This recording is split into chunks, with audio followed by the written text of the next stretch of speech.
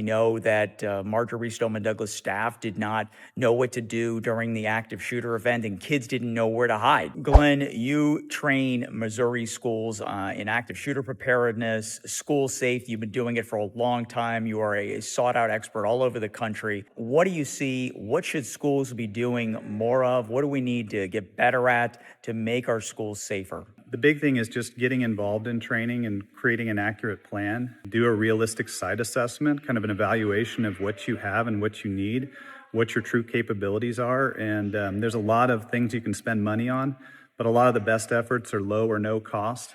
So behavioral threat assessment teams, key. Evaluating what's your biggest impact, because that'll be different from a rural school to an urban school, depending on law enforcement response times.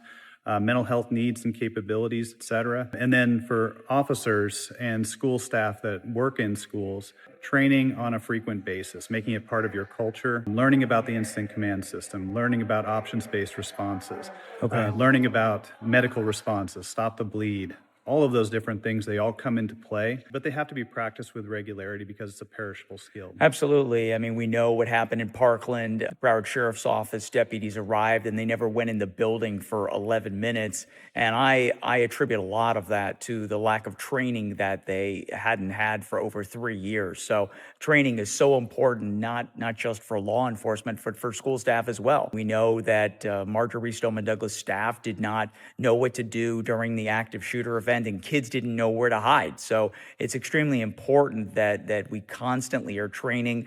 And unfortunately, this is the world we live in today. And these are life lessons that every kid needs to know, whether or not you're in school or at church or at a music festival or a July 4th parade or anywhere, a Walmart, a church, synagogue. We need to know what to do during an active assailant, an active shooting emergency. Absolutely. And we can always build capacity and do the drills in a way that's sensitive to each party that we're engaging with, so they can still get that transference of skill sets without being overwhelmed, but instead build that working memory during those critical times.